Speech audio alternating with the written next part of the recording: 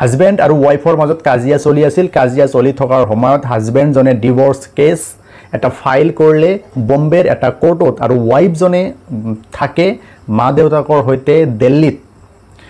এতিয়া বম্বে কোৰ্টৰ পৰা divorce কেছৰ notice ৱাইফৰ ওচৰত গ'ল, যিজন ৱাইফে নেকি দিল্লীত আছে। নটিচটো পোৱাৰ পিছত ৱাইফজনে চিন্তিত হৈ পৰিল যে তেখেতে দিল্লীৰ পৰা কেনেকৈ বম্বেৰ কোৰ্টত হাজিৰ হ'ব। এইলৈ এটা জটিল সমস্যাত ভুগিলে আৰু সেই ৱাইফজনে এই সমস্যাটো কেনেকৈ সলভ কৰিলে আৰু কোনটো আইনৰ অধীনত আইনী কেনেকুৱা ধৰণৰ প্ৰতিকাৰ আছে সেয়া আপোনালোকক জনাবৰ কাৰণে মই এই ভিডিঅ'টো বনাইছোঁ। নিশ্চয় ঘটনাটো আপোনালোকে বুজি পালে। তেতিয়া ৱাইফজনৰ হাতত বেলেগ কোনো ধৰণৰ বিকল্প নাছিল। ৱাইফজনে অৱশেষত সুপ্ৰিম কোৰ্টত এখন আবেদন দাখিল কৰিলে আৰু সেই আবেদনখনত প্ৰকাশ কৰিলে যে মহিলাজনী 22 ইয়াৰ্ছ অল্ড আৰু তেখেতৰ নিজস্ব কোনো ইনকাম নাই আৰু মা দেউতাকৰ নিজস্ব কোনো ইনকাম নাই বা সাফিচিয়েণ্ট ইনকাম নাই। গতিকে due to lack of money সেই মহিলাজনীয়ে কেনেকৈ দিল্লীৰ পৰা গৈ বম্বেৰ কোৰ্টত হাজিৰ হ'ব। এটা ট্ৰেভেল এক্সপেণ্ডিচাৰ আছে আৰু অনাৰেবল সুপ্ৰিম কোৰ্টত মহিলাজনীয়ে প্ৰকাশ কৰিলে যে তেখেতৰ 22 ইয়াৰ্ছ হয়। গতিকে বম্বেত গৈ কাৰ লগত থাকিব, এনেকুৱা এটা জটিলতাৰ সৃষ্টি হ'ল আৰু এই জটিলতাৰ কথাখিনি সুপ্ৰিম কোৰ্টত অৱগত কৰিলে আৰু সুপ্ৰিম কোৰ্টে গোচৰটোৰ শুনানি গ্ৰহণ কৰি অৱশেষত ৰায় প্ৰদান কৰিলে।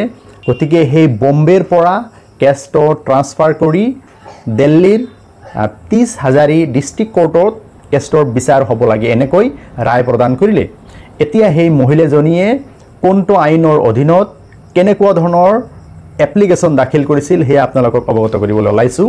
বন্ধুসকল, সেই ভুক্তভোগী মহিলা অথবা ৱাইফজনীয়ে CPC চিভিল প্ৰচিডিউৰ কোৰ্টৰ ছেকশ্যন 25 অনুযায়ী এখন পেটিশ্যন দাখিল কৰিছিলে অথবা এপ্লিকেশ্যন দাখিল কৰিছিলে honourable supreme কোৰ্টত।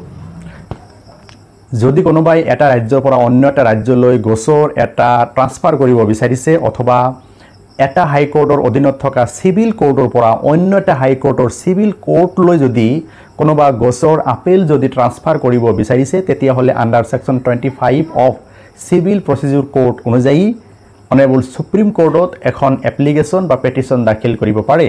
Section 25 power of supreme court to transfer suit extra. যেনেকৈ সেই ভুক্তভোগী মহিলাজনীয়ে অনাৰেবল সুপ্ৰিম কোৰ্টত ট্ৰান্সফাৰ এপ্লিকেশ্যন এখন দাখিল কৰি নিজৰ ডিভোৰ্স কেছটো বম্বেৰ পৰা ট্ৰান্সফাৰ কৰি দিল্লীৰ 30 হাজাৰী ডিষ্ট্ৰিক্ট কোৰ্টলৈ ট্ৰান্সফাৰ কৰিছিল। গতিকে আপোনালোকক আজি অৱগত কৰিলোঁ কেনেকৈ এখন ৰাজ্যৰ পৰা অন্য এখন ৰাজ্যলৈ গোচৰ আপিল আদি ট্ৰান্সফাৰ কৰিব পাৰি as per section 25 of civil procedure court. সেই আপোনালোকক অৱগত কৰিলোঁ। যদি ভিডিঅ'টো আপোনালোকৰ ভাল লাগে নিশ্চয় লাইক, কমেণ্ট, শ্বেয়াৰ কৰিব। ধন্যবাদ।